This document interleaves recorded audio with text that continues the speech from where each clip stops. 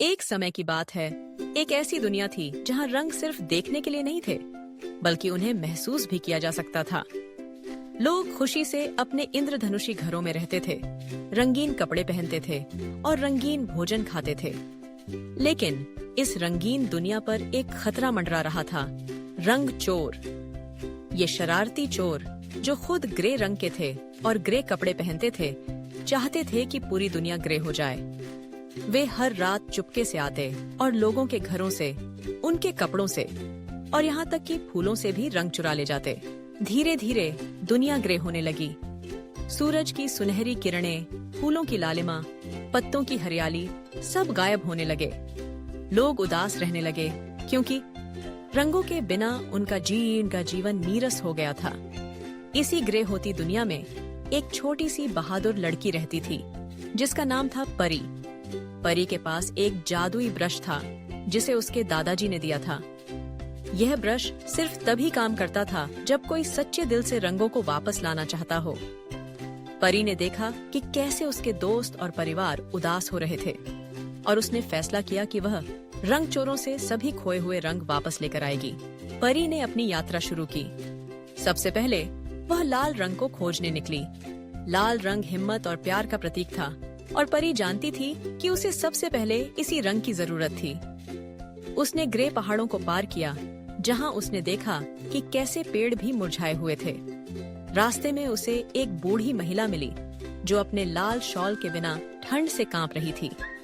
परी ने उसे दिलासा दिया और उससे कहा, चिंता मत करो, मैं लाल रंग वापस लाऊंगी। खोजते खोजते परी एक गहरी गुफा के पास पहुंची। उसे पता चला कि यहीं पर रंग चोरों ने लाल रंग को छिपा रखा है। गुफा के अंदर घना अंधेरा था, लेकिन परी ने हिम्मत नहीं हारी। उसने अपने जादुई ब्रश को उठाया और मन में सोचा, मुझे लाल रंग वापस चाहिए। अचानक ब्रश से एक हल्की सी रोशनी निकली और गुफा के अंदर का रास्ता दिखा दिया। गुफा के अंदर परी ने देखा कि रंग चोर लाल रंग के बड़े बड़े डिब्बे लेकर बैठे थे और उन्हें ग्रे पेंट से ढक रहे थे। परी ने चिल्लाकर कहा, रुक जाओ, तुम ऐसा नहीं कर सकते। रंग चोर परी को देखकर हंसने लगे। तुम क्या करोगी छोटी लड़की, तुम हमें रोक नहीं सकती, एक चोर ने कहा। परी ने बिना डरे अपने ब्रश को हवा में लहराया और चिल्लाई, रंगों को वापस आना होगा। जादुई ब्रश से एक चमकीली किरण निकली और सीधे रंग चोरों पर पड़ी। रंग चोरों ने अपनी आंखें बंद कर लीं और जब उन्होंने उन्हें खोला तो उन्होंने देखा कि उनके ग्रे कपड़े अब लाल रंग के धब्बों से भर गए थे। वे घबरा गए और लाल रंग के डिब्बे छोड़कर भाग गए। परी ने खुशी खुशी लाल रंग के डिब्बों को खोला।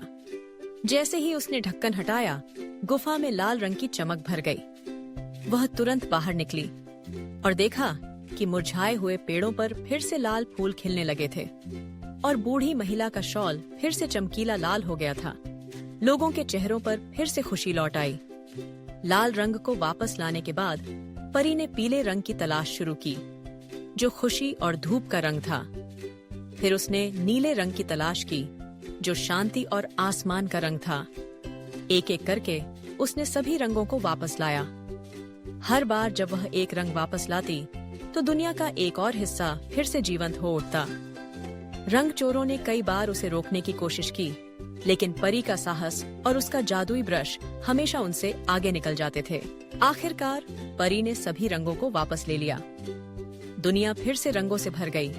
आसमान नीला हो गया, घास हरी हो गई, फूल रंग बिरंगे हो गए और सूरज फिर से पीला नारंगी चमकने लगा। लोग खुश थे और उन्होंने परी का खूब सम्मान किया। रंग चोरों ने अपनी हार मान ली। उन्होंने देखा कि दुनिया रंगों के बिना कितनी उदास थी और धीरे धीरे उन्हें भी रंग पसंद आने लगे। उन्होंने अपने ग्रे कपड़े उतार दिए और रंगीन कपड़े पहनने लगे। परी ने दुनिया को सिखाया कि रंग सिर्फ देखने के लिए नहीं होते, बल्कि वे हमारे जीवन में खुशी, उम्मीद और साहस भरते हैं। और जब तक हम अपने अंदर के रंगों को जीवित रखेंगे, कोई भी उन्हें हमसे चुरा नहीं सकता। दोस्तों, वैज्ञानिकों का कहना है कि जो लोग इस चैनल को सब्सक्राइब करते हैं, उनकी हंसी ज्यादा सुरीली होती है। सब्सक्राइब कर लो, वरना आपके फोन में सास बहू सीरियल चलने लगेगा।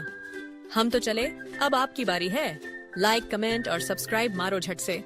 वीडियो खत्म, अब आप अपनी जिंदगी में लौट सकते हैं। ठीक है, फिर मिलते हैं। मस्त रहिए। सब्सक्राइब करना मत भूलना, वरना अगली बार जोक सुनाने भूत भेजेंगे।